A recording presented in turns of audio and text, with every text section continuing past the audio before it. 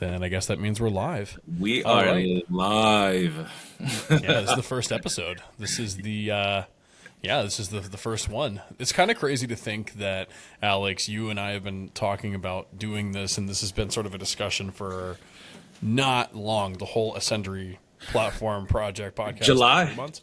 July, yeah. We started in July when, we saw that we weren't getting paid and stuff for, our services anymore. Or you, for the mean part. I was like locally in there, so, Well, sure it you was. fell into the fold. I mean, yeah, definitely.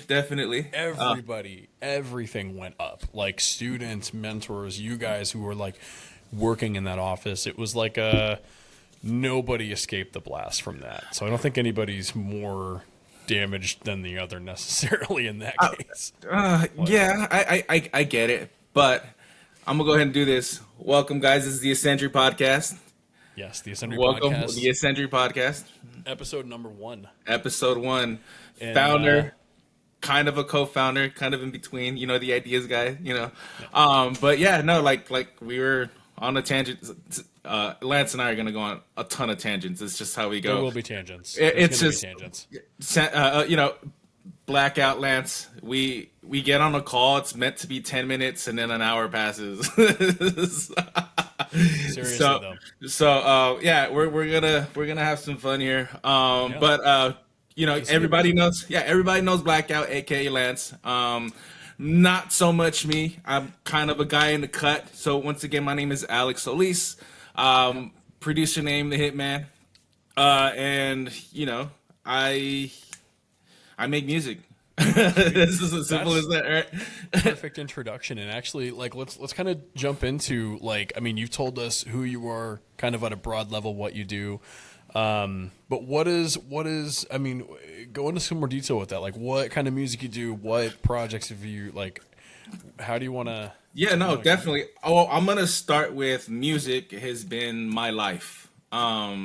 It's genetic for me, to be honest, because, my dad, he was in the music industry for, 25, 30 years.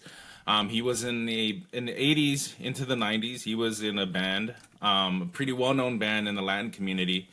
And so, I was with him. I was 4 or 5 years old in the back of a nightclub because, he didn't have a babysitter. So he had to take me, and I was just over there and no business being there, But I was always in recording studios. I was in nightclubs. I was in just gigs, and it was cool. I was always up 3, 4 in the morning. Tacos, all that good stuff. So he was a vocalist for said band, and I always knew I wanted to do something in music. Like I myself am musically inclined myself. I'm also a vocalist, so that's kind of where my journey officially started. In 2006, I was in high school. I was about 16, and my high school actually had a recording program. Like, whose high school has that? And nobody knew about it. Like, you had to know that it was there. So I was like, cool. My boy told me about it. I'm like, all right, cool. I'm going to go ahead and record myself. I'm going to go in, make music, learn how to press record, and then that's kind of where it started for me, right? Like, so your high school had a studio in it? Yeah, we had 4 little studios. It was just like so mind you, this is 2006, so they had 4 Mac Pros, like the cheese graters. Yeah, right? They actually had so you're not talking so my middle school had rehearsal rooms in it, yeah, and they were empty rooms that had kind of mid-grade sound protection that was it, right? You go in there, you practice your sheet music, but it wasn't anything like that. So you guys had the cheese graters. We had the cheese graters. We had 4 small rooms, cheese graters, all had the old M boxes, the first M boxes, right? We had condenser microphones, keyboards. Like it was like just my setup here is basically how my setup at school then was. It was insane, right? Like they had at the time, I mean, mind you, this is like 2006, right? So at the time they were $3,000 computers when 3,000 was a lot of money, right? So they had 4 of those and some microphones, audio interfaces. Dude, they even had an ADAT machine, which was insane. And I mean, like, if you run the, like, I mean, I'm not really good at on the spot math, but I think it's safe to assume that one of those $3,000 computers adjusted for inflation nowadays would be probably what, like 6,500? Yeah, yeah, pretty much, right? And they were pretty like at the time 32 gigs of RAM. That's a lot insane. for then. 2006, 2007? 2006, yeah, 32 gigs of RAM at the Dude, time was insane. My custom build right now has 32 gigs. Mine too. Yeah, my Mac right now has 32 gigs of RAM, and and sometimes it doesn't seem like it's enough, right? No, but mind sometimes you, it doesn't. Mind you, my computer's kind of a little on the ancient side. I'm still running a 2017 iMac, right? Well, and are you with that iMac? Is that DDR3 RAM Yeah, then? yeah. Okay. It's DDR3. Yeah, yeah. That's still not bad. I mean, if you got 32 gigs of it, obviously, but it's like, I had to, when I first built this computer, I wasn't paying attention. I was just Amazon click buy, you know how it Yeah, is. yeah, Trying to, which is not smart to do if you're trying to custom build a computer. I had some help and I had done some research, but I had gotten DDR4 chips, and the first day I wasn't even so production was fine. Running all of the VSTs was fine. Running Chrome, Zoom, Discord, Ableton, Splice, and Serum at the same time was fine. But you know what it was? You know what told me that the DDR4 wasn't going to cut it? Escape from Tarkov. My friend was like, hop on Escape from Tarkov. And I'm like, not really my kind of game, but, I got on an immediate blue screen.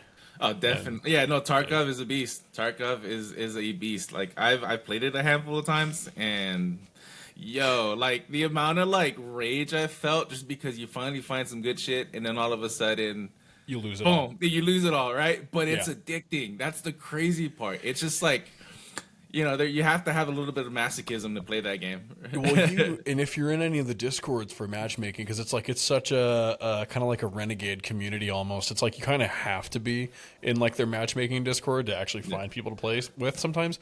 And I literally, after about the third time that happened, I was like, why do you guys even play this? And everybody was like, we don't know. That's self-hatred. Yo, you know what we should do, man? We should have a tangent counter. Yeah. Oh, we should. Future episode, tangent counter. We're gonna tangent do it. counter. Yeah. It's gonna happen. And that tally is gonna get high because it's like if I haven't had enough of this, and I mean, I'm ADHD and I don't take meds.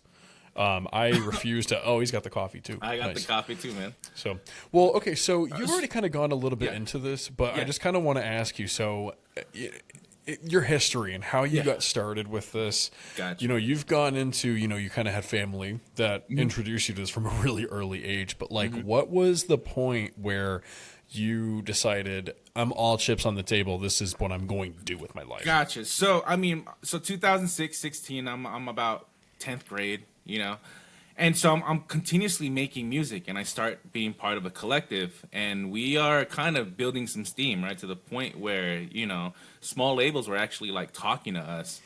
At 16? At 16, yeah, 16, 17, and so we were part of this collective. We were all rappers. I was a rapper singer, so I was doing the T-Pain thing while T-Pain was doing the thing, right? I was I was a part of that collective. But then we also had a bunch of other people making music, and everybody's like, Alex, sing our hook. Alex, sing our hook, right? So I'm literally in everybody's song. And so that's kind of like where the disconnect started happening within the group. One guy saw that I was a little more popular and, started like kind of easing me out of like our group stuff here and there, and I'm like, you get the collective effect. Yeah. It really is. It happens in dubstep too. It happens rampantly, and especially like the rhythm, like the underground dubstep collectives. It has ever since 2015. I've seen like.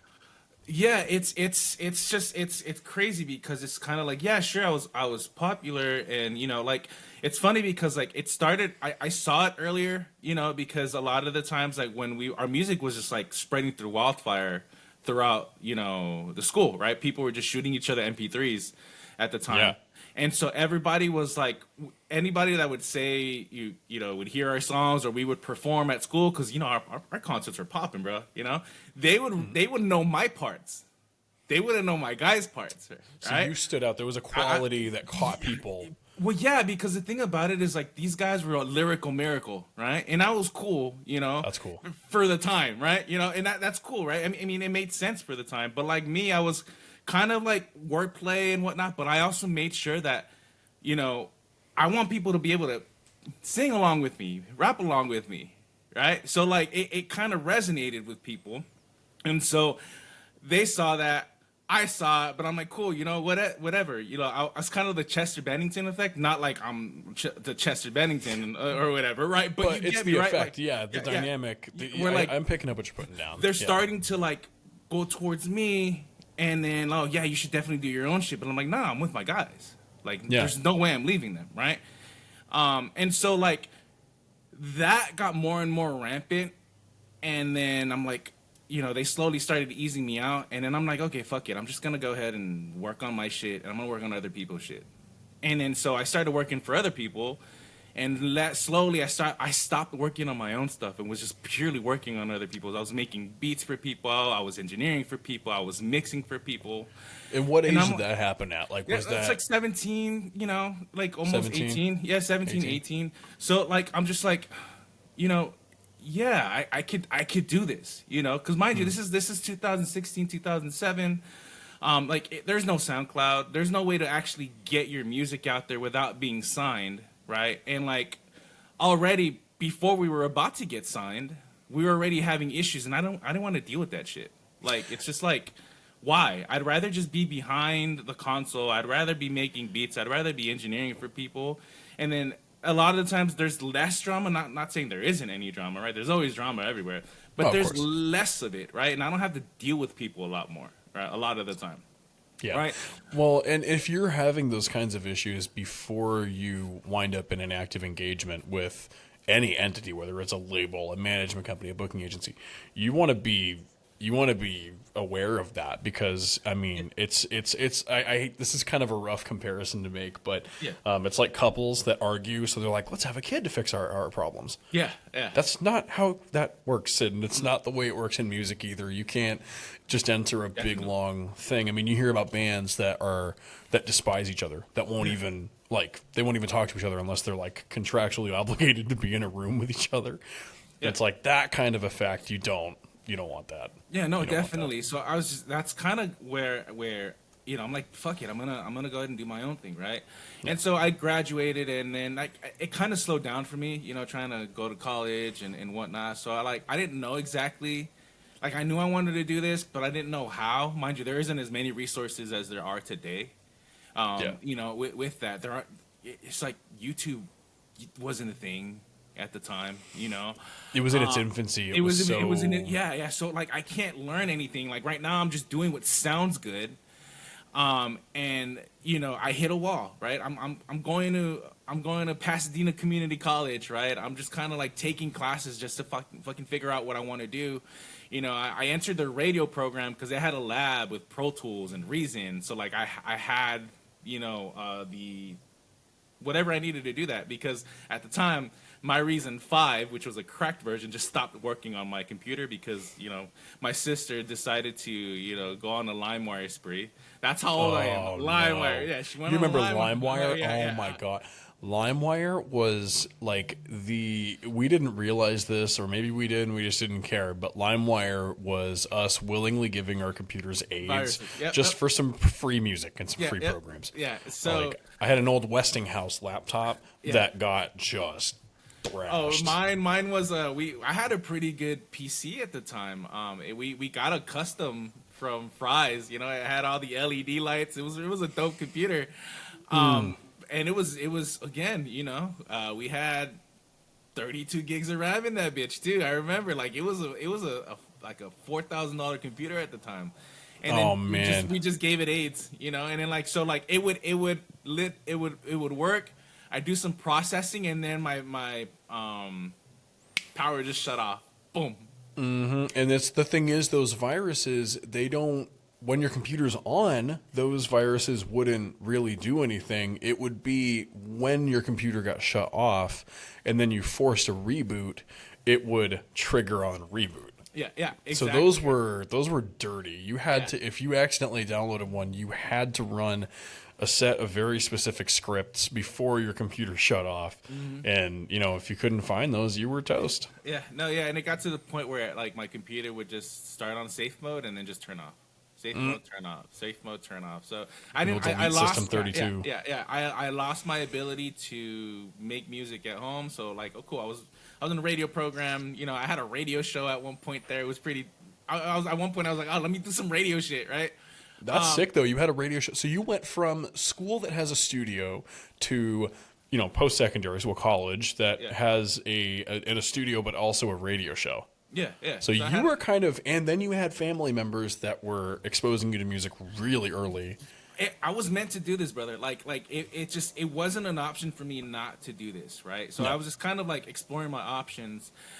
And so, you know, I get to a point where it's like, okay, I really need to do, I'm like 20 something now. I'm like, fuck, like I'm not getting any younger. I just need to, I hit a wall, right? I just need to do something. I made probably the worst and best mistake of my life, right? I went to Full Sail University, right? Oh man, anybody who saw my introduction of what Ascendry is, it started with an Instagram reel on my BLAQOUT dubstep Instagram that said music schools are failing, and specifically mentioned their recent hot water. Yeah, it's just it's look, man, I'm at the time when I went, it was like 55, which isn't like horrible. Isn't it what like it's like 90, in the 80s now? 90? Yeah, 90. It's almost six figures. 90.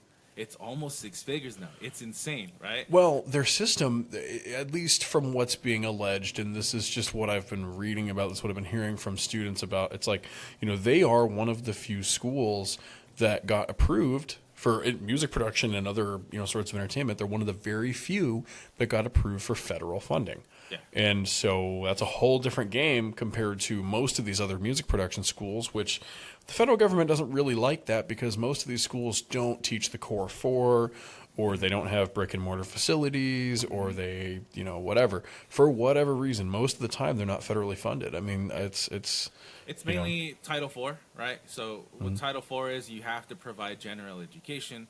And a lot of these production schools, like, why would we need to do that when, like, they're not here for that? Full Sail said, fuck it, I'm going to give you an English class, a math class, or whatever. It's part of the curriculum. That's how they got the federal funding.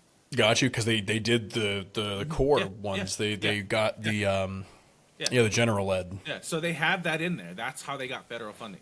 Interesting. Okay, well, that makes sense. Yeah. That makes perfect sense. So I remember taking a bullshit math class, bullshit math class.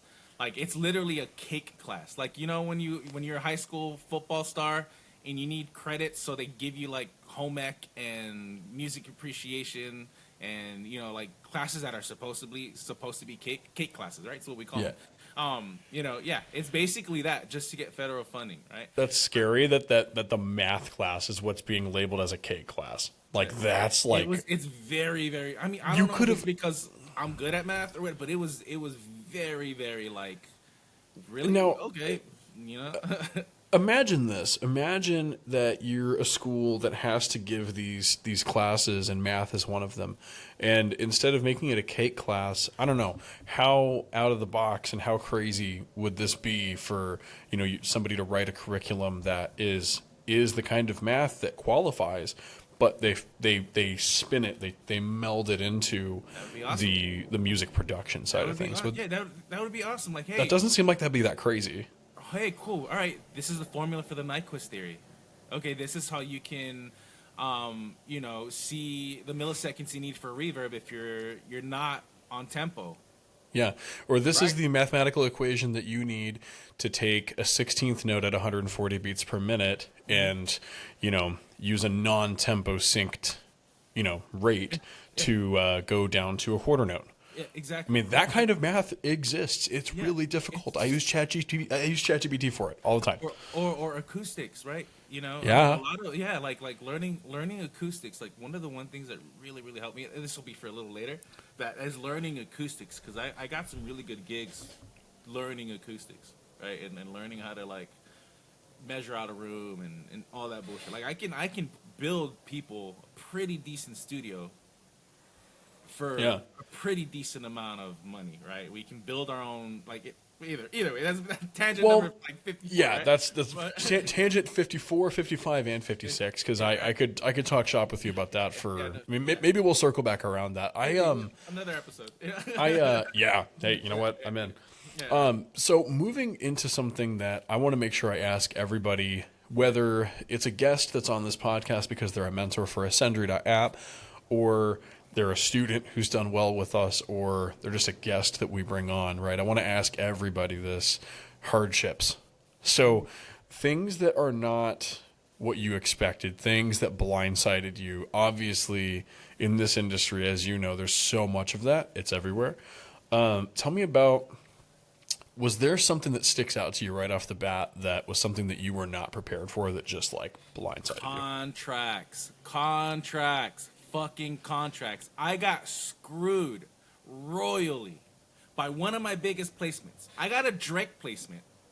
Okay? You got a Drake placement and got screwed on it. And I got screwed on it, right? So, I was interning at a studio out here in LA, and everybody knows Sampha. Sampha's an amazing fucking singer, right? And Drake, culture vultured him like he always does. I want to work with you again, Drake, so don't. Hopefully you don't see this. Either way, if he sees this, and if I wind up with the that's how we'll know that we're onto something. We're onto something. But so essentially, I got paid pretty well for a production that I did with Sampha, right? For a song called The Motion. And so, the contract was basically a lump sum. I got paid like $12K for that track up front. Okay. Cool, right? The problem was, per the contract, that was just going to be a radio single. Meaning it was never meant to be released, ever. Yeah. It was a promotional single, right? It was to get everywhere, to listen to Nothing Was the Same. Right? Kind of like a smash and grab. Yeah, almost. Exactly. Right, yeah, exactly. Yeah. So it's like, okay, cool. Like, since it's going to be radio, they're only going to play it on the radio. Fuck it, That's more money than I've ever seen at one time, right? So, boom, get the check. When you go from 4 figures to 5, that first 5-figure check is like... Yeah. So, I'm like, cool. Oh, dude, I can make a giant payment on my student loans with that shit. That's just all I was thinking, right? 2019 comes, dude releases Care Package, and the fucking song is on there. So he says it's not going to be. He says, this is what it's going to be. And then he pays you the upfront fee and then releases it. So so he released it. So he obviously went against what he told you was going to happen. How do contracts tie into that? It's not even him. So the thing is, I don't get publishing off of it. Okay. Right? It was just a one-time sum. I would have taken the publishing rather than the $12K any day. Well, for a project of that stature, I feel like one might have been a fool not to, right? Right. But you didn't know at the time. I didn't know. And it wasn't transparent, was it? It wasn't transparent. No, it was just, this is a radio signal, whatever, right? And so now, was there a part of that contract where they had autonomy over making a change like that and not telling you, or what? Like, it's just, how did that? I mean, the thing about it is, no. Again, I didn't really read it. Oh. Right? I'm like, 12K, it's a Drake track. I can say I made it. It's going to help me. Good resume booster. Exactly, right? So I'm like, cool, whatever, right? I'm just going to sign. Like, dude, get you an entertainment lawyer. My guy is great now, but he would have made me a ton of money off of that track. Yeah, everybody, I feel like that's a really valuable, chat, clip that. No, is that what they do on podcasts? Clip that. No, if get you have... get an entertainment lawyer. Read even if you don't understand it, read it, right? You're gonna, if you have a 6th, 7th grade reading level, you should be able to kind of see if something's up, right? Read everything. Read everything, right? It was a 30-page contract, and it was just like, sign here, initial here, sign here, initial here. Cool. I'm getting that bag, right? Well, because if it's 30 pages and you're psyched about it, it's this huge opportunity. And I did that with my first management contract, and I got kind of screwed too by that. But it's like you just get that, and you're like, okay, cool. Sign, flip, sign, flip, sign, flip. It's like, I know that feeling. When you explain that, it almost had me flash back to Yeah, it's something just similar. read everything, guys. It's just like you need that. That's one of like my biggest hardships was one of my biggest mistakes. Not necessarily a hardship. I got paid, right? It's just I could have got paid more. That kind of money would have been able to like buy me a house earlier, shit like that. But whatever. Pre-pandemic, right? This is like 2019. But I mean, now it buys you. Now it would have bought you the front door to the house. exactly, right? So yeah, so talk about the land. Don't even talk. So, but one of the other hardships that I had was consistency, right? What am I talking about by consistency? I would work on a project and then I'd go a month, 2 months, 3 months, 4 months without a project, right? And the reason it was a hardship of mine is because I was so thick-headed, stubborn. I only wanted to work on hip-hop and R&B, so I would only wait for those opportunities. So you had the bottleneck. You had the genre bottleneck happen. Yeah. I had that happen too with like house music and dubstep, and that's one thing that's so dangerous. I mean, I teach my students this. I don't know if you teach yours, but it's like, dude, I tell my students, take what you can take. Yes. Be happy about the ones that you like. Yeah. Yep. So like there was a good 2 years after I graduated, right? I would get, I got my placement and then, okay, cool. I'm going to get another one, right? I got this in my back pocket. That's not how it works, right? You can only bank on a previous success for so long before you have to, just kind of, you always have to prove yourself in this industry, right? Just because you did something great a year ago, okay, what did you do 2 months ago, a month ago? Yes, right? That is something so valid. I mean, just really quick, I'm in a tangent, but it's relevant. Yeah. So back when I was helping build a booking agency from 2020 to 2023, something that we saw was, you would get the artist that had an insane discography, insane label placements, somebody who's done a lot in the industry, and we pair them with an agent who's an absolute hustler, and they would send their pitches out, no bites. Because 6 months had gone by since their last release. Mm-hmm. Whereas I got, even in some cases, that exact same booking agent would have an act that was maybe a tenth of the size, but is being consistent, posting music, being engaging with their fans, and those are the guys that got the bites. And this was talent buyers booking them to perform at events. So it's. Yeah, no, you're absolutely correct with that consistency. Yeah, it's even, it was just like, oh, okay, cool, country. What the fuck am I going to do with country? Oh, pop, fuck pop, That's kind of was my mentality, right? And like, I wasted 2 years. That's 2 years I could have just really, really grown as a producer, as an engineer, shit, as an artist even, right? Like that kind of like soured me to making my own music too, because I've always like, I want to make my own music, but then it's just like, nah, I'd rather work on someone else's because what if, right? So the one thing I always tell my students is when you're done, when you feel like you're ready to start working, the word no should not be in your vocabulary, right? No is a privilege. No is a privilege. The only reason you should say no is because you physically do not have the time to work on that project. Ding, ding, ding, ding, ding. Yes, that's exactly.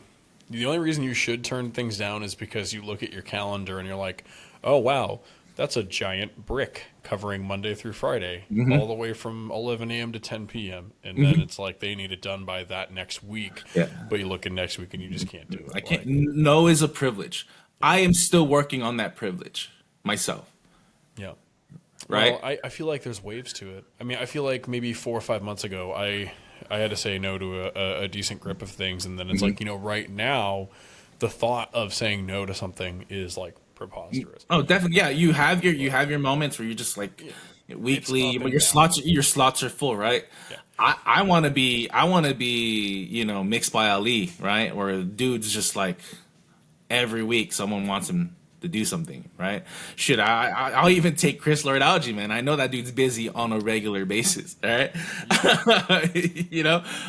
But yeah, no is a privilege, and you do not earn that. You don't earn that privilege this early in your career, right? It's just say yes to everything. Reason being is you're gonna learn things, right? Once I started saying yes to those opportunities, like, dude, mixing a country record really, really, really, really like taught me a whole lot about how clean country mixes are. Listen to country. Really, really, really listen to country. Those mixes are fucking pristine. They have right? to be, and I know this because I also took a country music track from an artist that needed a mix master. They were like, "Hey, listen, I know that EDM and like, you know, rap and hip hop are kind of like what you're working on right now, but, you know, what can you do to help me out?" And I'm like, "Sure, let's try it out." And I'm not gonna lie, the first render, that draft, that first mix I sent back to him was brutal. It was bad. It was like total L.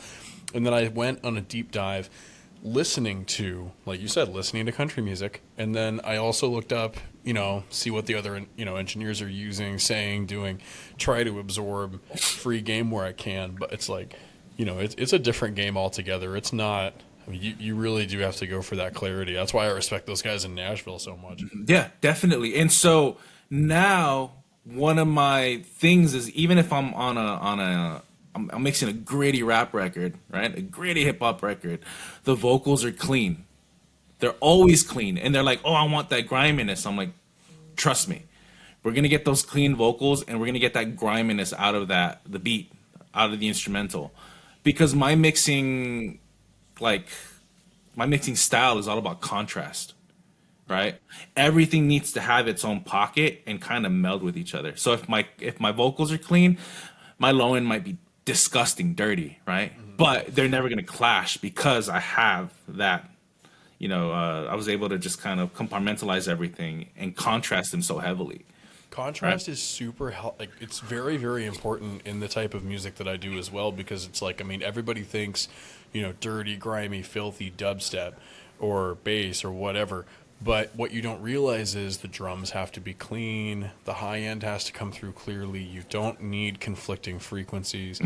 Like background components need to be clean. Really, at the end of the day, those dirty dubstep tracks, it's the drop synths and the sub bass that are interacting with one another to create like an artificial dirt on the song. It's almost never the entire song, unless the engineer that mixed it doesn't know what they're doing.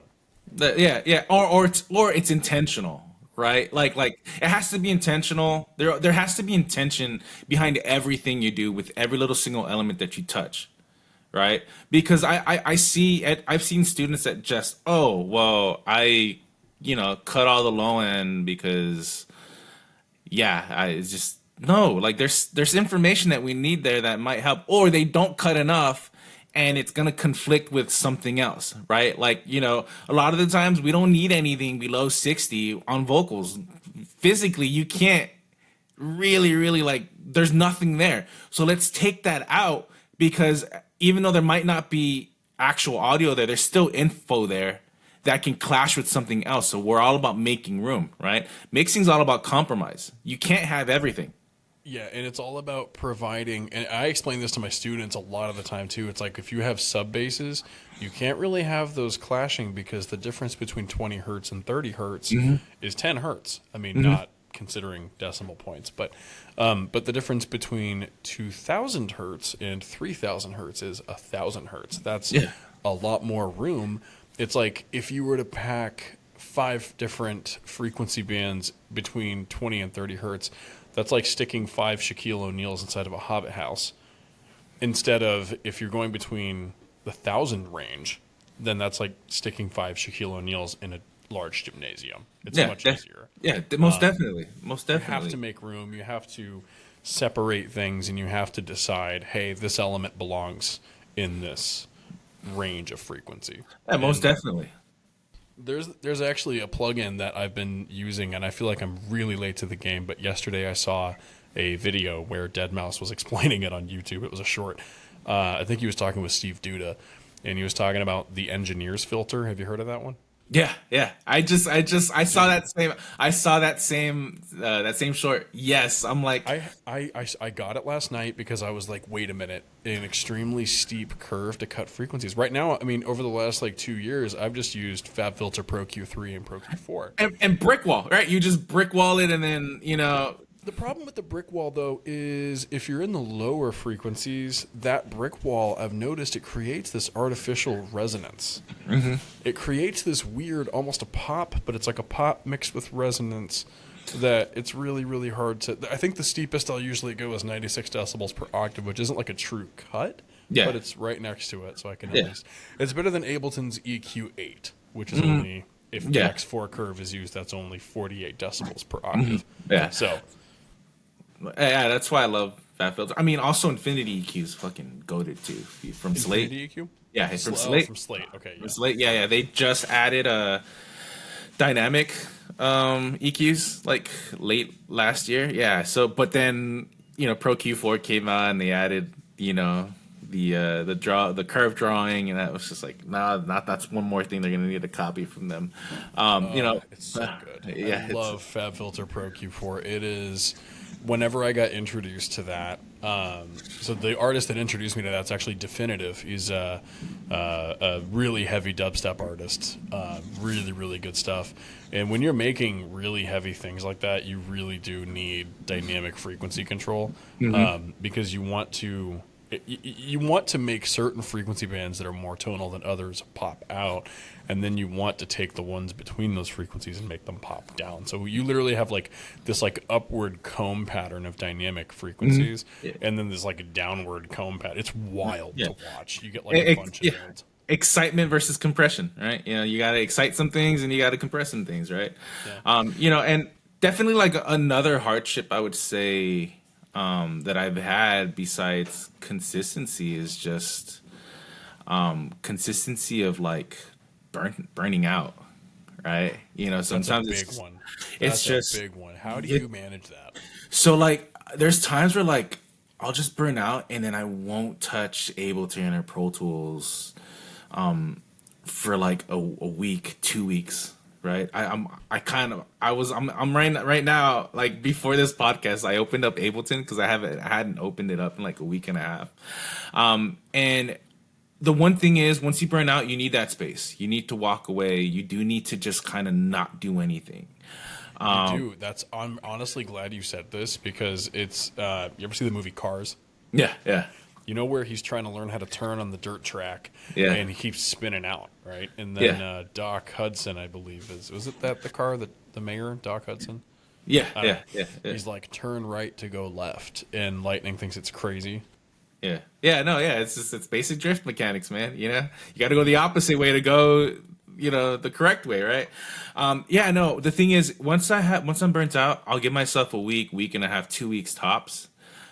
But after that, I force myself to just sit down, whether it's make a new beat, go back, look at a mix I've done, just to kind of fall in love again, right? Because I fall in and out of love with music all the fucking time, and it's such a thing. It's such that's something that the movies and the television and everything don't really do as good of a job of illustrating, is they make it look like some linear path upward, and it isn't. It is such a roller coaster. Yeah, sometimes I hate it. I absolutely hate it, can't stand it, and it's just kind of like, why the fuck am I doing this? But then you love it afterwards. Then you love it afterwards, yeah, right? Yeah. My dad used to say something to me about music in general, right? It doesn't translate as well in English, but I'm gonna try it, right? He would say, music is a fickle mistress. If you don't pay her no mind, she'll leave your ass. I have actually heard this before, but I can't remember where I heard this from. Is this a saying? Yeah, it's a saying, but like also you probably heard it from one of my students that we shared, because that's something I always share with. I keep forgetting we had a lot of student overlap. Yeah. Because I would teach them and then you would do we would bounce each other back and forth and like it's a cool dynamic. Yeah. So like it's just like it's so true, right? There's sometimes where like I haven't done anything and then I'm like, what the hell, how did I do this, what the hell, right? Like it's true, like with music in general, you cannot stop practicing, right? Doesn't matter if you're a musician, doesn't matter if you're a producer, like you just always need to put in your reps, right? When you don't have anything, make something, right? It's all about putting your reps in. you know? Yeah, and then it's like also with, I mean, another thing that I recommend for if you're running into that problem where you're burning out, you're getting the writer's block. I have two different types of sessions. So I have either, hey, we're going to sit down and write a song, or I have, okay, we're just going to sit here and have fun, make sounds, and just see what happens with it. And it's almost like this kind of Wild West, just scatterbrain ADHD project file that it's almost like a painter's easel, except at least the painters have the colors separated. Yeah. I mean, just all over the place. It's just like a little bit of this over here, something over here smeared. Like these things kind of work, but then it's like, you know what I mean? But then those two, if you keep those sessions separate, so you either are locked in and you're inspired and you're writing, or you're just fucking around, and maybe something cool comes from that sparks you going into a songwriting session. Oh, most definitely. One thing that I like to do as well is just like there's sometimes where I make shit and it's just absolute shit, but there's always like a golden idea in there. So like whenever like I don't have anything, like I'm like, oh, I need to make something. I need to just be productive or whatever. I'll go to like an old session of mine because I save everything. Like if you were to look at my hard drive, it's just like, tracks out like a bunch of Ableton sessions. I mean, I'm new to Ableton. I'm probably like now 2 years into Ableton. Before I was a Logic stan, right? So you look at my Logic Pro sessions, and there's just like, a good 1,000 session files on there.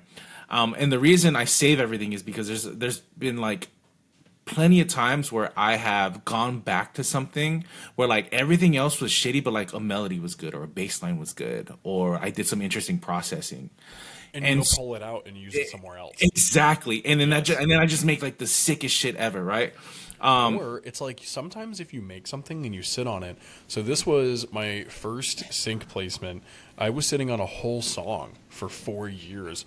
I had produced it back when I was still living with my grandparents. So I was like just out of high school. And I was like, whatever, the label said no to this one. I don't really feel like putting it out. I don't really yet understand self-releasing. So like, whatever. On the hard drive, into the boneyard it goes. Then fast forward, I was with a manager who had gotten with a sync agent. That sync agent was like, hey, I know what we can do with this. And it turned into a Netflix and DreamWorks placement. It's on that's so Kipo. awesome. You know that show Kipo and the Age of Wonder Beasts? Yeah. Do you remember the scene where it was the dubstep bees, the queen of the dubstep bees, like stings her and she starts dancing on? That's you? That's my track. Yeah. Holy shit, that's hilarious. Dude, wow. I didn't think anything was going to happen with that track. It was just rotting on my hard drive, but then somebody found something they could do with it. Yeah, definitely. Like the one, dude, speaking of sync, man, if you're a producer, the one thing like people don't do is sync licensing, man. That is how you get paid, right? Big pay. Like big fuck pay. Placements, right? You get ducats compared to what they'll pay you for a sync, right? There's usually a comma involved on a placement, on a sync placement. Yeah, like minimum. The least I've seen on a sync was 1,500. Yeah, minimum. Yeah, right? I know And there was actually, I don't know if I'm supposed to talk about this. I'm going to kind of keep it like detail limited out of respect for the artist. But there was an artist who got their song placed in, let's just say, a very specific area of an extremely popular Epic game. It was in Fortnite.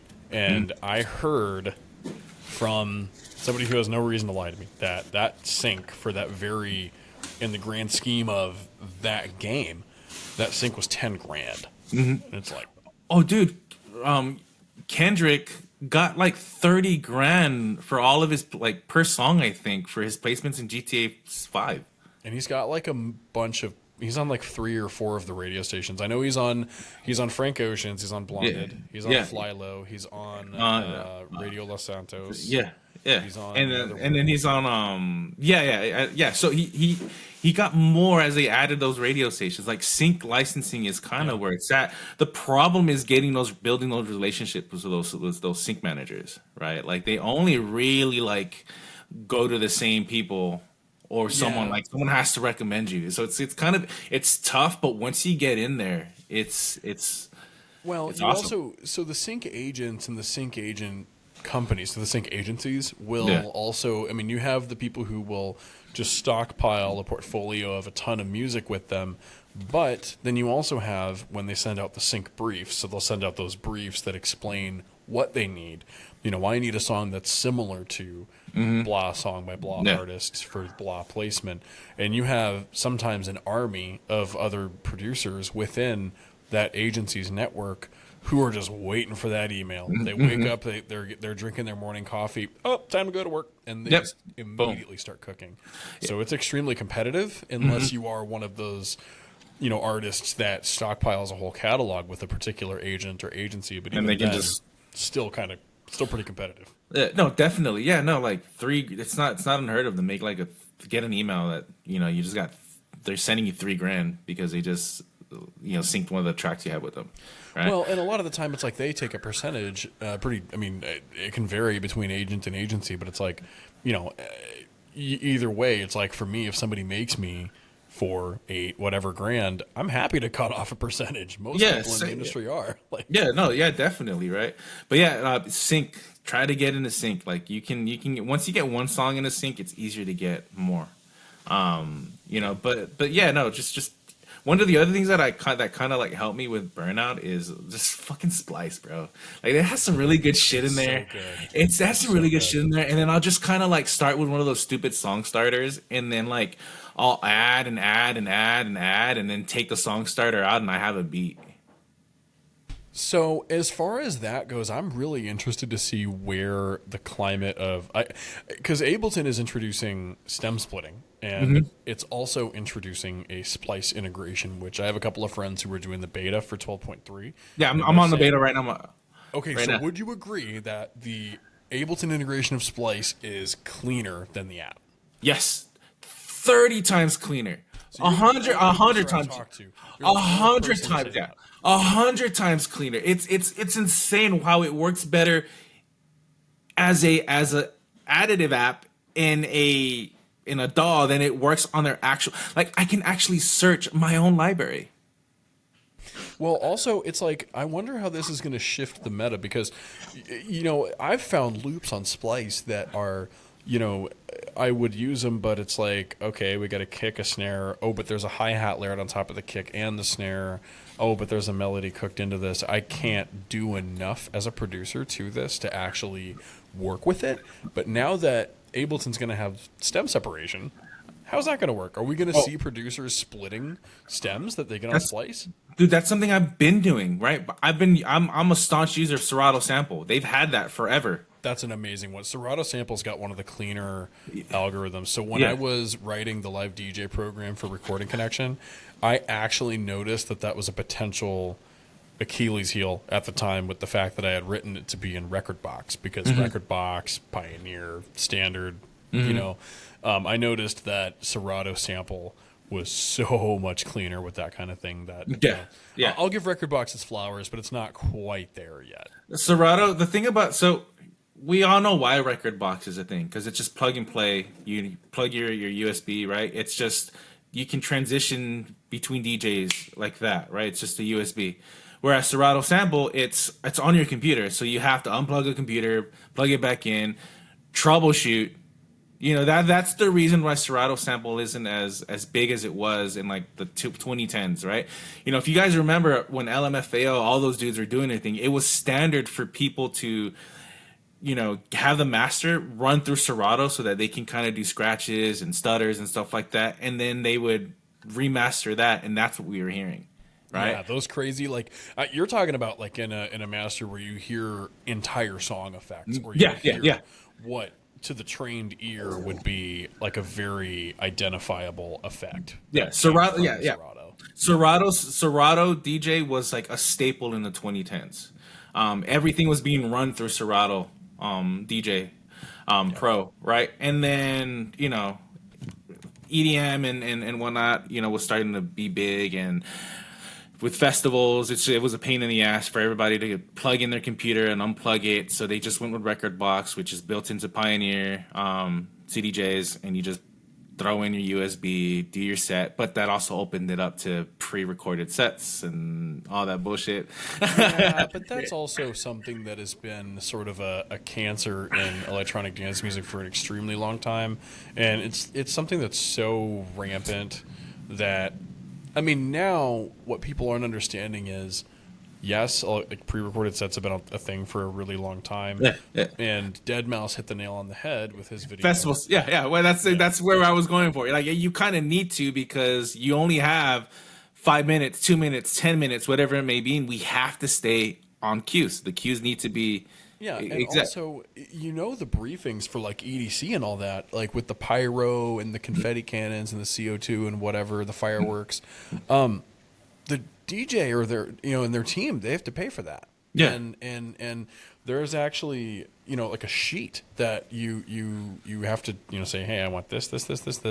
And in some cases you give timestamps that need to be exact. And how else are you going to make sure that your confetti and all that other shit doesn't go is on cue? Yeah. So it's something that's very, very common now. Something that I am seeing that is kind of being brought into the fold is time coding is starting to get very good.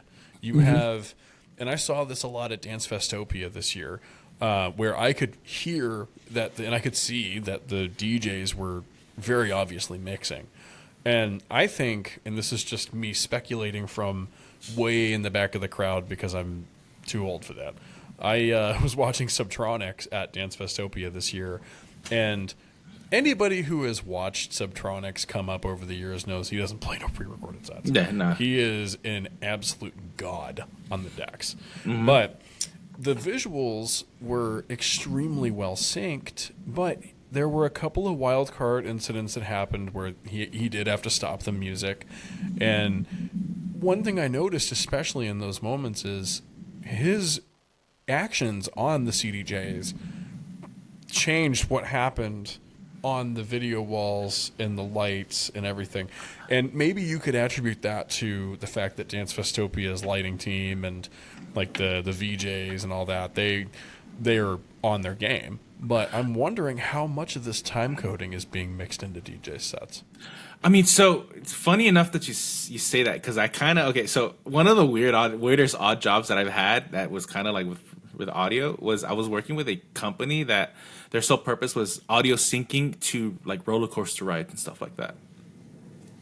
That's such a random, I could see the necessity for that, but that's kind of random, right? So now the reason I'm bringing that in is because do you know how they synced everything? And it fucking blew my mind. I thought it was like a computer algorithm. Like, guess how they were syncing audio with certain places and certain cue points? Did they just have a guy doing it? No, you'll never guess. MIDI. Wait, okay, so MIDI. Well, because MIDI signals are transferred electronically, so given that roller coasters run on electricity, it could make sense to say that you could have an interface that triggers MIDI to. Yeah, it was MIDI. Okay. So imagine. So that's kind of like why hasn't someone figured that out for festivals where they're triggered by MIDI? Or have they? I don't know, because that could be the case. That's why I'm bringing it up. People are figuring it out now because you have, yes, it's an age-old thing. It's I think almost a cop-out at this point to be like, nah, that DJ's pre-recorded. But then you have things like what I saw, and Subtronics was not the only one at Dance Festopia 2025 that I saw who was very well synchronized to the visuals and the lights, but I also didn't believe was pre-recorded. No. I don't even, to be honest, I don't know if I saw a single set on Dance Festopia's main stage that struck me as pre-recorded. And you could talk to any of my friends. I'm always that guy who's in the club who we could be at the bar getting a drink at whatever venue, and we're listening, and I hear something and I go, and then all my friends are like, don't. No. They're like, stop that. Don't even get started. Because like I'm like a watchdog with that. Yeah, And I don't think I saw anything that was glaringly obvious. I'm willing to bet you that time coding and maybe even MIDI, like it's said, MIDI. Honestly, MIDI would make more likely. It makes more sense too. Like it's also instantaneous, right?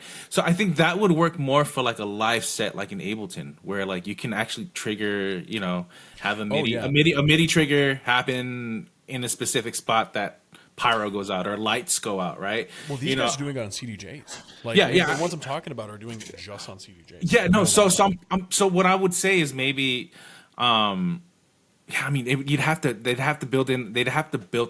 have like MIDI cues built into their set, to pull that off. See, I just trust that. See, anytime I play a festival or like a club or whatever, I just bring them the visuals, and they're like, it's like a whole folder full of clips. I have like labels and stuff, but then I just trust fall. If I'm lucky, I get somebody who's really, really good. Like out here in Kansas City, there's a guy who goes by Wolfie. His name is Ian, and he is just an absolute monster on visuals. He's so good. He makes my sets look so good. And then my media guy Devin Dubree Digital. Also gets it on camera, and then it's a good thing, but it's like I trust fall every single time. I'm like, well, either they're going to do it, either the person that I hand these visuals to at this event or this festival are, they're either going to nail it or whatever, we're going to roll the dice. Yeah, fuck it, right? With God, right? So really quick, so I know we've already been. This is how it goes with our phone calls, man. We're already 55 minutes in, so I want to kind of jump into something really quick. So I know you've taught an insane amount of students. Do you have an exact count on that? 669 and going up. Wait a minute, 600 actual number? Actual number. And I believe that because I was with Recording Connection, teaching. I mean, I stopped counting at 100. We went a lot over that. I know I had probably about 30, 40 students beyond that. But I know you also had a much bigger roster because you were internal within the school. Mm-hmm.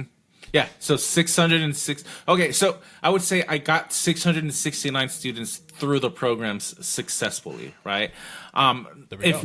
So mind you, there's some students that didn't actually like book sessions with me, so I would say like consistently I probably like personally taught like 400, give or take. That's a big number, man. That's right. So let me ask you then, so with those 400 that you taught specifically that you did sessions with, success stories, we know that there's a lot of really cool stuff that happened with students that came through specifically Recording Connection. Do you have any stories of your students that you did sessions with that?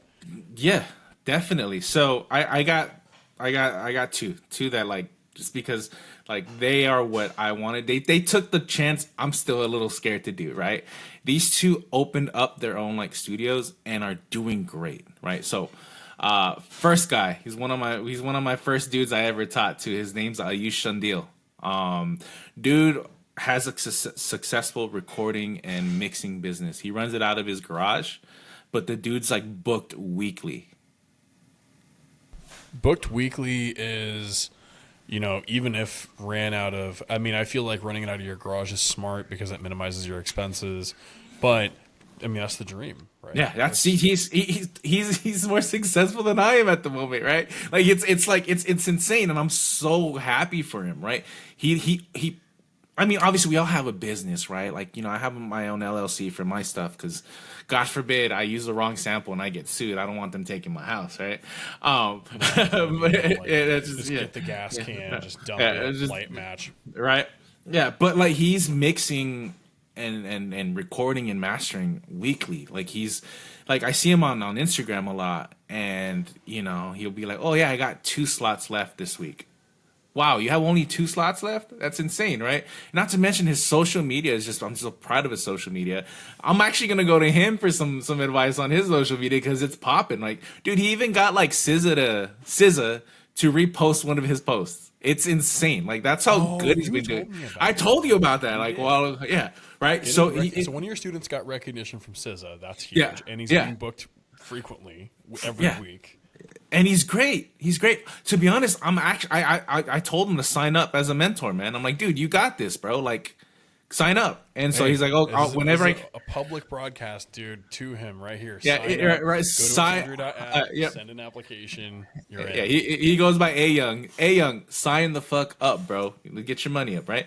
Maybe he doesn't have the time, and that's totally valid. Yeah, that's totally valid. That is something that I've ran into because I've been going through like my Rolodex of, people that I know that would be really good mentors. And, I'm really, really thankful for you and, all of the other amazing mentors that are taking the time to join this platform. And, because it's like a lot of you guys don't have to. And it's like a lot of the people I've talked to are like, yo, this is a great idea, but I don't have time. I got too much food on my plate. And I'm like, good for you. Like, that's like, hell yeah. I'm happy for that. You know what I mean? Yeah. Second dude, name by the name of Dane Medeiros out of Calgary. Again, not too long ago, opened up his own studio and so far, and he's been making some great music out of it, man. So, shoot, I'll look for him so you guys can give him a shout, a little later. But yeah, no, the dude's he's been killing it. Like, again, a dude that I was able to have regular sessions with. Fucking middle of the pandemic, man. Dude killed it. Like, soon as things opened up, dude went, got all his hours, and like prime example of that, man. Like he was just on top of it. When he graduated, he used me as a reference. His first like foot in the door was like doing audio for an anime company up there. That's like seems kind of random, but it's like still. COVID was the lockdowns and the pandemic and everything. When everything came to a grinding halt, it was really bad news for anybody who was in the music space. Mm-hmm. Obviously, in all spaces, as we all know, we were all here for it. But at the end of the day, what it wound up being was like just this like incubator.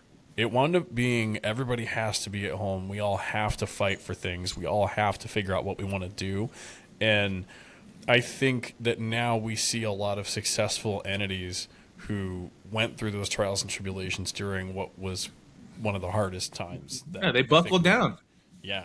You had to. Well, you have to see opportunity also. The booking agency I helped build, we saw opportunity because of the unfortunate fact that all the other agencies were shutting their doors. Yeah. Well, not all of them, but enough to where I thought, maybe we can try to do something.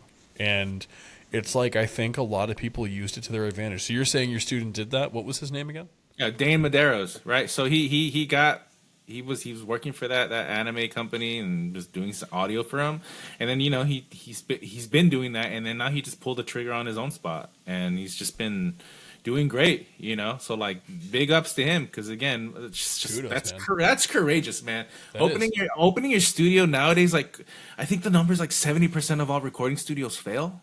That's something that has been an unfortunate selling point with me teaching my students how to do it all from their home.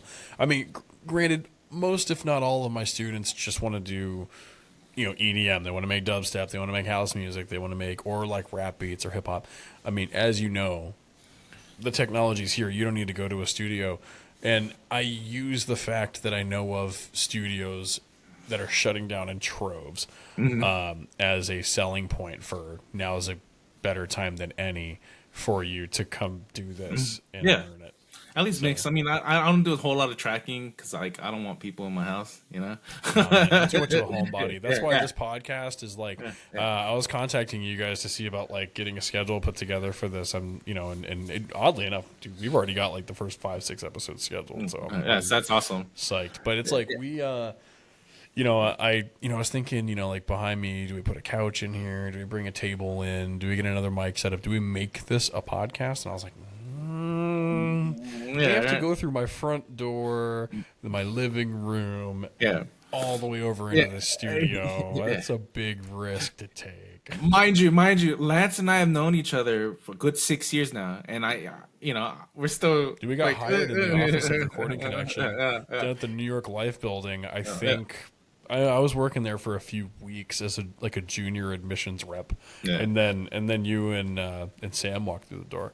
Yeah. So it was insane. But yeah, shout out to you and shout out to Dane, man. These two are absolutely freaking murking it.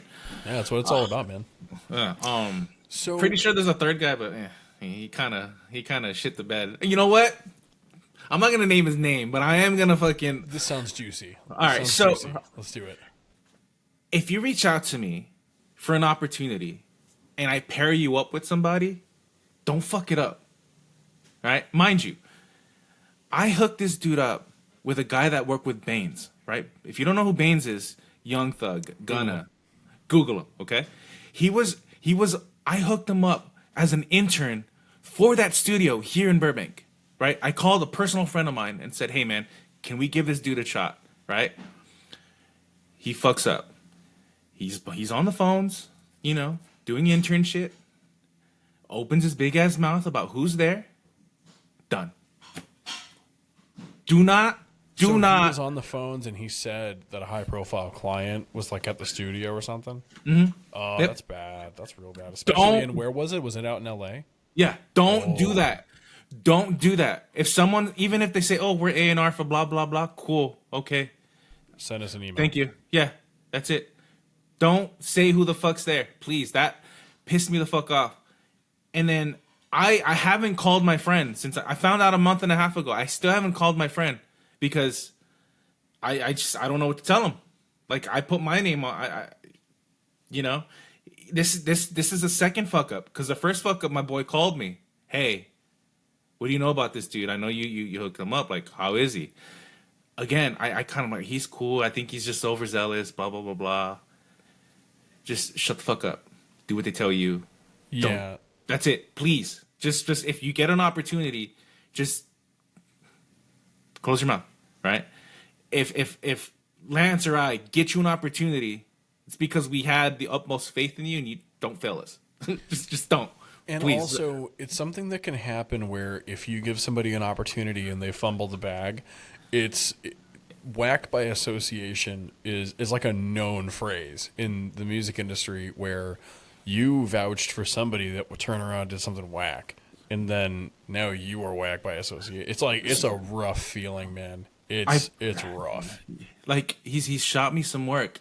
He hasn't shot me work since then. Like, well, no, I mean, I feel like some humility has to come into play here. He fucked with my bag. Like, don't fuck with my bag. It's just like, you know, I this guy probably ruined it for some of you guys here. I'm sorry. like legit, you know, like it's gonna take me a cool minute to be able to, like, I'm gonna have to do background checks on you guys now, you know, like, it's just it's like that, like, you know, it's just insane. You know, like, I my philosophy is I want to make sure you guys don't make the same mistakes I do. Right? I'm gonna tell you where I messed up at. That's what I do too. That's what all the mentors should be doing. Yeah. We all need to be telling all our students how we fucked up. So it's like, hey, now you can not do that. Yeah, just, we're gonna save you a decade of learning the hard way. Exactly. No, yeah. That's my philosophy. Don't do what I did, right? Don't do where I fumbled, right? Do what I did that was successful, right? Yeah. You know, that's all you need to do. Like, if there's anything you get from us, is get those stories from us, right? Because though that oftentimes there's just a lot of, like, nuggets of, like, just wisdom in those, where, like, you're good. It took me 10 years to learn what I did, where I can make you learn this in 5 minutes to an hour. So book with me. I could definitely go ahead and you know, make sure that you're solid there, right? Yeah, honestly, that's what I mean. Anybody watching this podcast, go to ascendry.app. It's on our YouTube channel. It's Ascendry app on all social media. Ascendry.app is where you can find Alex. You can find all of our mentors. We've got an incredible repertoire. But before we wrap up, and this is a segment that I decided to add on at the end. I think you saw it in the brief here. Yeah. I wanna see how. I mean, this is the one that could get us in trouble, but let's try not to get in trouble. I've seen some shit, but, like, this one's good, like, personal stuff for me. Okay. So real quick. So what is the craziest story that you are allowed to tell that you're familiar with or experienced in the music industry? This is for me. I don't necessarily, like, you know, this is more for, like, if I have, like, a crazy one, I'll tell Lance, and then we'll decide if like we'll share it later or whatever, right? But so this is what happened to me. So I actually got a session with Snoop. Okay, so I'm in there recording Snoop, and I get in there, and apparently they had an old school Hollywood buffet. Right, so if you guys seen the studio with like with Seth Rogen, Zoe Kravitz, and Dave Franco, right? There's a clip about an old school Hollywood buffet. That shit happened to me too, right? So like, oh yeah, feel free to have some chocolate. Right? Okay, cool. I thought it was regular chocolate. Right? Oh no, not the regular chocolate. I ate the whole fucking bar. Right? And then so I ate the whole bar. So like, cool. They told me to have some chocolate. So I ate the whole bar. And so I'm cool. And then one of the guys said, "Yo, who ate all the chocolate?" I'm like, "Yo, yeah, that shit was good." Bro. Did their faces just go like, did they all look concerned? Yeah. So apparently it's 1,000 milligrams in that bitch. Completely. And you ate 1,000 milligrams. I was at the studio for 7 hours. I couldn't go home. Like, I was just like, and I still recorded. And you still got the recording done, and you got your work done. Dude, kudos to you, man. You like if that were me, I think I would have been the first scene in Pirates of the Caribbean where Jack Sparrow is riding into the dock, but he's on the crow's nest because the rest of the ship's underwater. Mm-hmm. But you got it done. You got through it. Somehow I got it done. The recordings were pretty clean. Luckily, it actually wasn't Snoop himself that was recording that day. It was like one of his features or whatever, right? But Snoop was coming in and out of the room. But yeah, hey yo, who ate all the chocolate? I was like, oh, my bad, And yeah, man, bro, I don't even do it. I don't partake like that. Like I drink. I was gonna say, I don't think you've ever just openly talked to me about like you never happened to mention. Yeah, no, like I don't. I usually don't, right? If I do, it's like the last time, honestly, I had like an edible actively because I chose it because I had like hernia surgery, and I'm like, nah, I'm not gonna do the opioids. Fuck that, right? So I that was a good call. That's a good call right there. I downed some edibles and melted into my couch, right?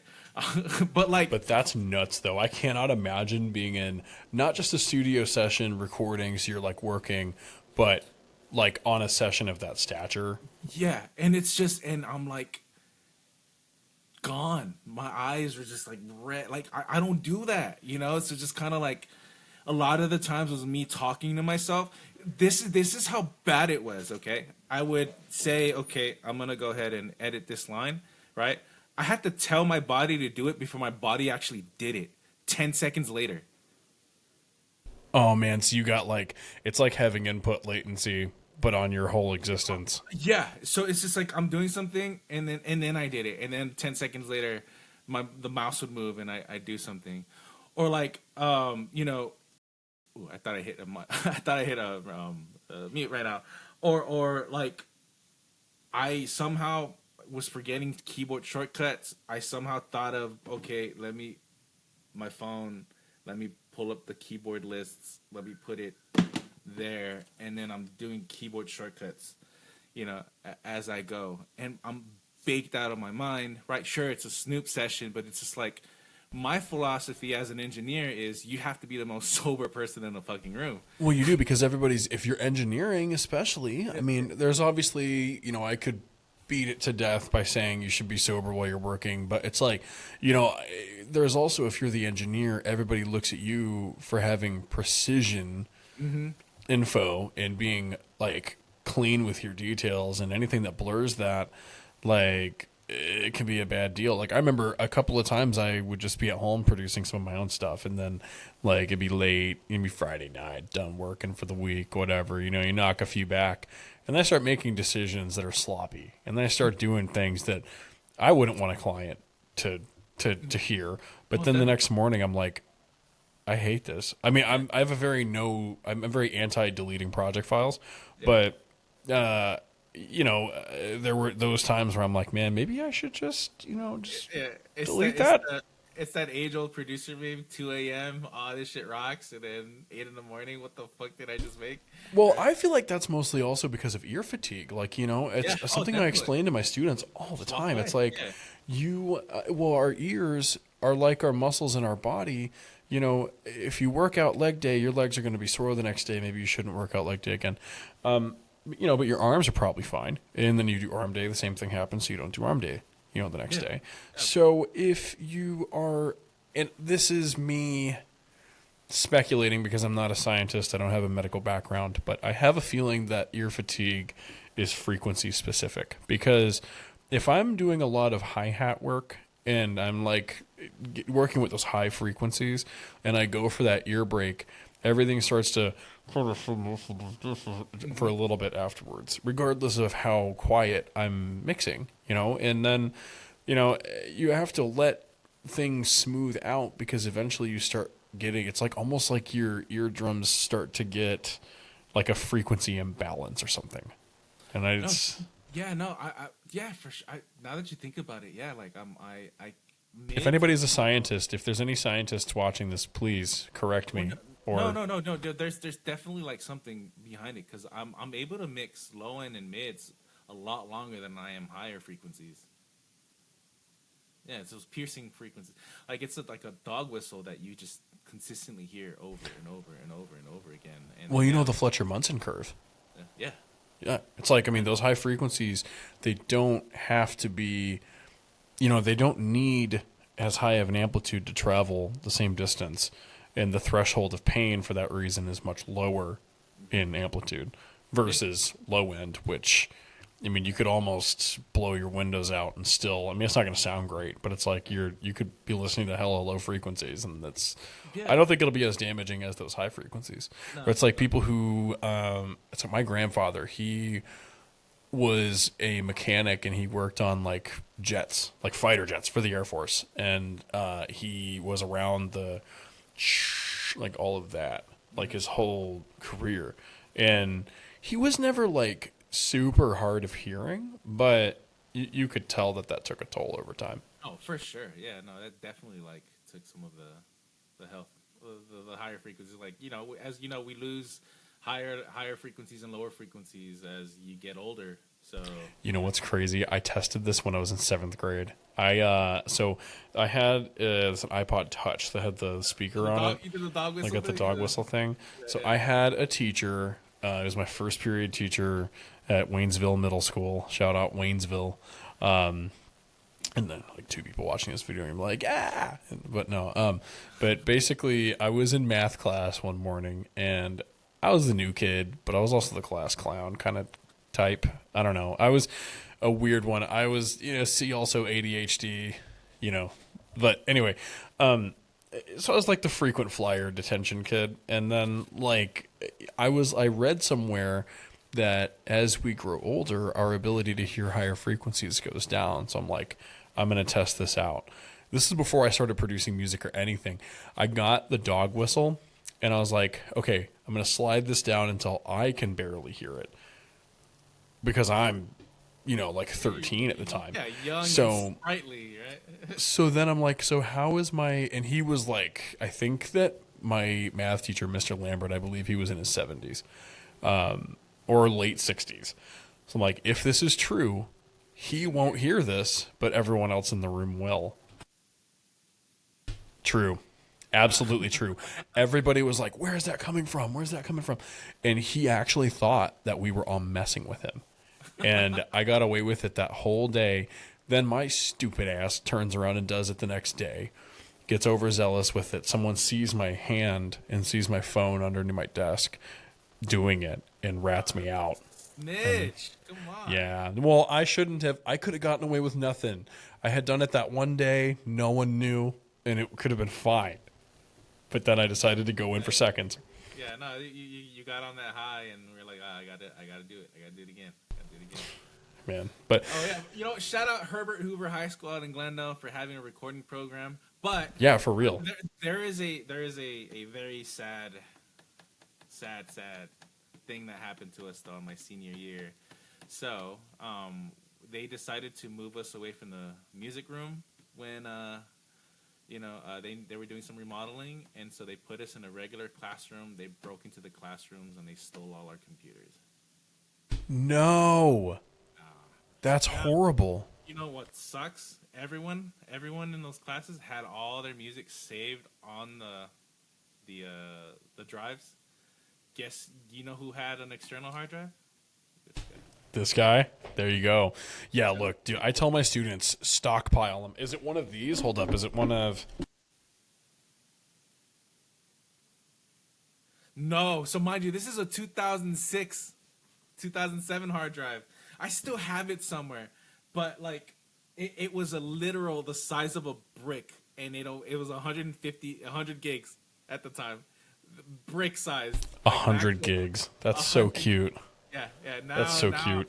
This is a terabyte. This is 1,000 gigs. Yeah, I have a terabyte in a little Samsung SSD now that I Yeah, those little Samsung SSDs are like, dude, I got like I'm still kind of unpacking right now, but I got like probably 5 or 6 of those somewhere over in my closet. That's the only thing I buy.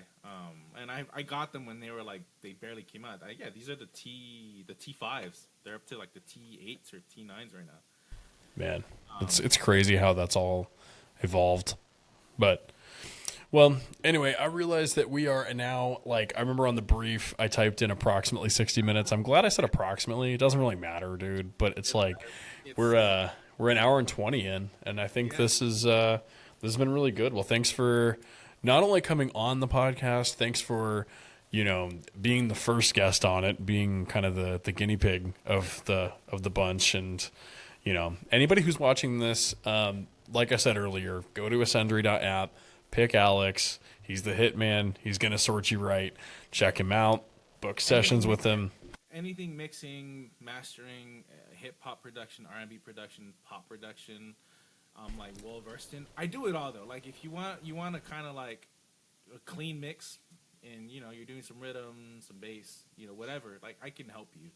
I can mix anything. You just give me a reference and we'll get it done. Right. Solid.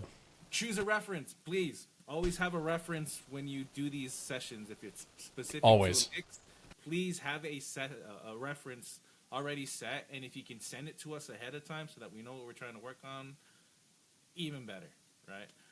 Honestly, it gives us a clearer idea as to where we need to go. Because, I mean, part of my teaching philosophy, it ties right, or philosophy, we're going to clip that out. Philosophy. Yeah. No, but part of my philosophy with it is if I know where you're at right now and I know where you want to be, then the cleanest path is from A to B. It's a straight line. So we'll tackle it that way. I mean, honestly, like again, what do you want to learn? I'll get you. I'll let you. We'll do it. Right. It doesn't matter what it is. We'll get you there. There's very few things I won't touch, and I'll straight up tell you, like, you know what, that's something I don't do, but I would suggest blank for that, right? So, like, I'm not opposed to, like, if someone says, yo, I want to make machine guns, I'm like, oh. I know exactly who you're referencing to with that. So, we had that student. Yeah, and so I don't know if I told you about this, Alex. Maybe this is a nice time to mention this. So with the students that have been signing up, we have almost 100 students signed up on Ascendry. Which is not too shabby for being sub a month public. One thing I've noticed is that students, and this makes sense, but students don't know who they want to learn from yet. They don't know sort of what they need, and they don't know where to look. So now on the student dashboards, there's a questionnaire. There's an AI-powered questionnaire that's about 6 or 7 questions that irons out what the student needs, and it takes those answers and it basically matches the student with 3 mentor recommendations based on what you guys are putting in your profiles. So and it's really, really cool. It refreshes periodically so that new mentors that come into the fold have a chance. It's this working algorithm that just is meant to sort students out with the right mentors. When I was testing it, you were recommended a few times. Oh, perfect. Yeah, no, definitely. That's fucking awesome. But yeah, no, like I am one of the mentors that have a free discovery call. Well, that's right. You got the discovery call option on. There you go. So feel free to book it. I sometimes I frequent the Discord. Sometimes I'll go into the production room and work on some shit. I actually was able to speak to another student, and he decided that he definitely wants to go ahead and learn some drum processing from me. He's just, obviously holidays and stuff. He's gonna get there eventually. He even mentioned it on the Discord that he's definitely gonna go ahead and try to do that. But like, nice. I even told him like, hey man, if in the discovery call we're going over some of your stuff, and I can help you then and there, and I don't necessarily need the hour. Like that's how like, I guess, self-sabotaging I am, and how like, like I'm all about just spreading the knowledge. Like I'll straight up tell you what to do in that discovery call, and then you don't need to book me anymore, right? But if you want to book me, well, okay, some of us do that. Some of us do that in the Discord too. So anybody watching on YouTube, we have a Discord, and a lot of us mentors are. There's a song feedback section, and I've caught myself going way too deep dive. I was like, man, I should be charging for this shit. Yeah, no, like I'll just straight up tell you, like, do this. You don't even need me. We don't need the hour. Just do this, and I guarantee you that'll help, right? Well, it's already starting to help students too, which is cool. That Discord community is already becoming something really fun. Yeah, no, it's awesome. Now, you didn't really see it here, but I kind of like joke too much, so don't take anything I say serious in the Discord, please. If you need clarification, just like straight up, hey, is this serious? I'm like, no. A lot of the times it's not, but if I do it, it's gonna be worth it, right? Alex doesn't use emojis.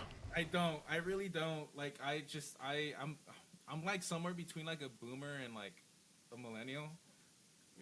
So like millennial. Millennial. Yeah, no, like I like to play around, and I get it. So it's just don't take anything I say serious unless it's actual like feedback. Just want to prove it there. We are all about, making sure we're fucking awesome, right? Like I don't know a lot of you, but I love a lot of you already, man. Like some of the music that you guys are like putting out is insane. You're in a place that like I wish I was starting off. So just keep at it, keep posting, and then just the last thing for me is the worst thing you can do is sit on music, release it. Just put that music out. Just put it out. That's the other hardship that I had. I sit on a lot of music, and that's something that I'm still working on, right? I'm terrible with it. Now that I'm building Ascendry, and now that I'm, we're doing this podcast, and whatever, I'm horrible with that. I have so much music I need to put out. Yeah, I mean, I'm kind of more of a behind the scenes kind of guy, so like, I don't really like do that. But there's like some stuff that like I should just put out, even if it's just like an instrumental album, because you don't do. Do you know how much like a lot of producers make a shit ton of money just off of instrumental albums, right? Not only because like obviously streams or whatever, and like a lot of people are like really into like lo-fi and study shit, and they just want some cool beats in the background. But you wouldn't be surprised how a lot of people get sync placements out of those instrumental albums. That's the only reason a lot of these like sync specific producers release instrumental albums, because a lot of these sync companies they need to use music that's already been released, so that then you can also get the other types of licenses, your publishing, your mechanical license, your sync licensing, right? There's a bunch of like ways to make money off your music besides so many. Yeah, besides the regular publishing and streaming and sales, right? Maybe we should do another episode just on that. Probably. Like it's such a, the music business side of it is so nuts. Like what people don't understand is like you see your like Sabrina Carpenters, your Snoop Dogg's, like your Beyonce's, they're like, that's like the tip of the iceberg. But like imagine the biggest underwater iceberg ever, and that's the rest of the music industry. And then you got like two polar bears like playing Rochambeau on this tiny little piece of ice on top of the water, and that's the A-list, right? And then MJ out there kicking each other in the balls. Yeah, and you got everything that's below it, and there's whole companies, plural, for managing the catalogs of entire rosters, plural, of musicians and producers that you have never heard of, and you're never gonna hear of them. Like, take, for example, the lo-fi channels. Dude, I don't even want to know what those lo-fi channels, like those producers who are making those lo-fi beats, I couldn't name a single. Kupla. Kupla. That's the only one that I can ever think of. Burbank. His name is Burbank. Oh, Burbank. Yeah, okay, I know about Burbank too. Yeah. So, but a lot of that, I mean, is behind the scenes also, and it's like, it's you don't have to be up in the forefront all the time to make your They're bank. raking it in. They're raking it in. Like I said, right now, Ascendry, a lot of you guys are in the EDM. You're DJing, and a lot of times you're in the forefront. But then you have people like myself. You have your Donnie Bakers, your Mac Woodwards. We're in the background. Like we're there to help make you guys sound good. If you guys don't want to necessarily do it all, right? Yeah. That's my last thing, right? We are as artists, right? As you guys are artists. I don't really consider myself an artist. I haven't put anything out in years, but as artists, especially now in just kind of the environment that we live in the music industry, you have to do it all, right? Or if you don't do it all, then you at least have to find somebody who's on your side and can help you. Or you feel like you have to do it all, and you don't. A lot of the mistakes that I see is like, sure, you're getting your mixes to like an okay point, but it's okay to seek out a professional, right? It's okay to, if you want a mix done, and if you have it in your budget, do it. But if you don't, it's also okay to learn how to do it, right? Everyone's just like thinks like they need to be a jack of all trades, and you do to some point, but Recognize your weaknesses and outsource what you need to. I have a student who is, and I'll let him discuss in the comments if he wants, but he's a fantastic producer, and he's so good, and he's growing rapidly, but he also happened to get connected with somebody who's really good at mastering the songs that are right up his alley. Like I couldn't have even, because the genre he's making is not really my wheelhouse, so I wouldn't have been the right pick for this, and he sends me masters that his guy sends back. So this guy's just doing the final master, and it's an A grade product every single time. So that type of team works. If it works for you, I know artists who have co-writers. I know artists who have co-producers. I know entire teams of producers who make music that you would hear in public-facing settings where only the vocalist is credited on it. You see that all the time in pop, specifically. This morning, I was just talking to a buddy of mine who's a pop artist, and he's, also a mentor on this platform, a DLC. And he was talking about how, sometimes you get, 10, 20 people that are involved in, taking a song from, the artist's iPhone notes all the way out to a finished product. And it's like, if that's what you need to do, then do it. That's what the music industry is. Yeah, definitely. Yeah, no, sure. When you start off, you have to be a jack of all trades, but eventually you're going to get to a point where that doesn't have to be the case.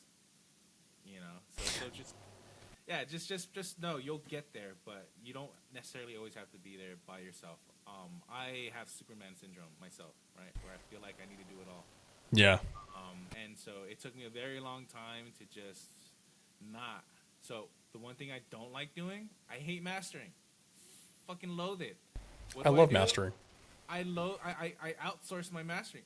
Now I know the Lance likes mastering, and next time I have a project, I might just say, "Hey Lance, what do you think it is? Can you do it?"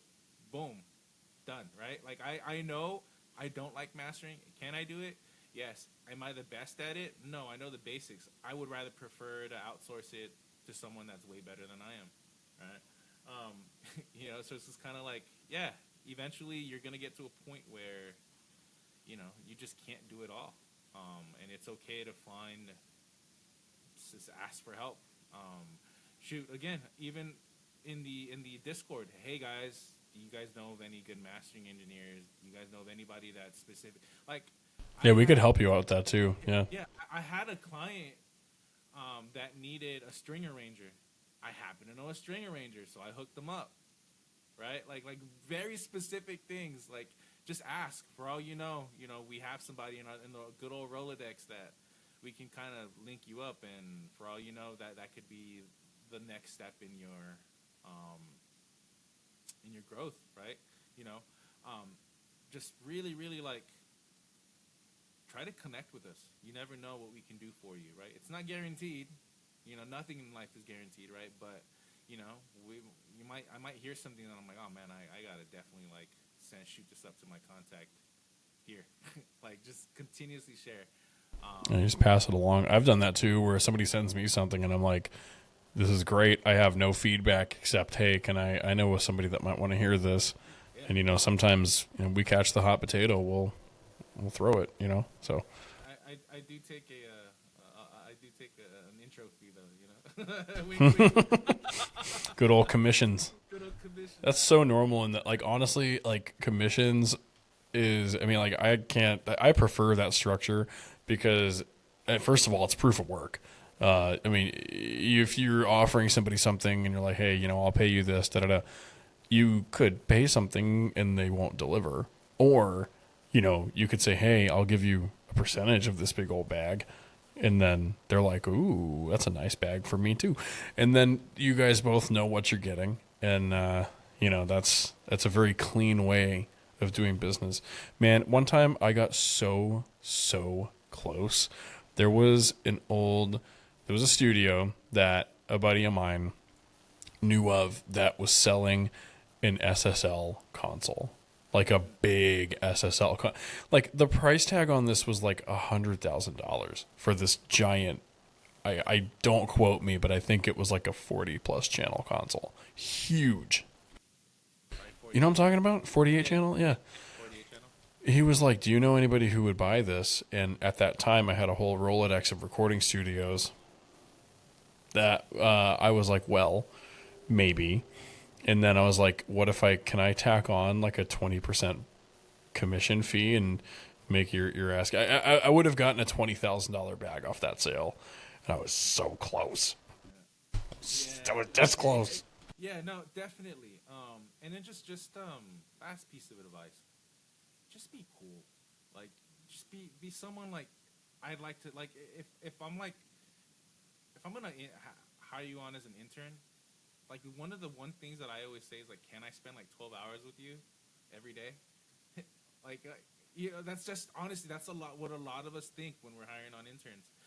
Like, can I spend 8 hours with you? Can I spend 12 hours with you? Are you that cool? You'd be surprised how many opportunities I got just because they liked me and I had no business getting. Right? So it's just Same, like, actually. Yeah, so it's just, you know, just be cool. And then the other thing, the one thing I always tell all my students is, you know, you need to reach out to people, but don't reach out with your hands out, right? Reach out with value. So, hey, love your music. I actually happen to do video editing. I love to edit free of charge, right? Or, hey, you know, really, really dig your stuff. I actually have a track that would be amazing for you that I just want you to have, right? To this day, I still do that. Like, you know, if I reach out to an artist that I like on Instagram or whatever, like, if I'm reaching out to you, it's because I want to work with you and I'm going to bring value to this relationship that I'm trying to cultivate, right? Oh, I heard a lot of your music. That's code for I stalked you and I know your sound now. Here's a track that I would love to send you, and you don't need to do anything but credit me, right? And you'd be surprised how often that will like cultivate them. Like, oh, I like that. Cool. What else do you offer? Or hey, I like another track and I'd like to pay for it, right? It's all about going with value. Now, if you're an artist and I come to you, I'm gonna offer you something, right? But if you're an artist, you're coming to me, you got to pay me for my time, right? You're seeking me out. But if I'm seeking you out, I want to add value to you, right? Because I want to cultivate a relationship that eventually I want us to both get our bag, right? Very well said. Honestly, I could go on a whole different tangent here. I'm looking at the time in 15 minutes. I got to hop on the next episode of this actually. So I just noticed that. Wow, we've been an hour and 40. Hey, it's cool though. I see like, you know, some of those other podcasts like Rogan and like Tom Segura and Bert Kreischer's podcast and all them, that they go like 3.5 hours sometimes. We could do that like Maybe in a future episode. We'll definitely work our way into it. So, but well, thanks again, man. I appreciate it. I'm gonna, yeah. And looks like everything's good. The guinea pig has guineaed. That's a good. That's a good one. That's a good one to end it on. The guinea pig has guineaed. There you go. Peace out, guys. There you go, guys. You guys have a good one. Book me.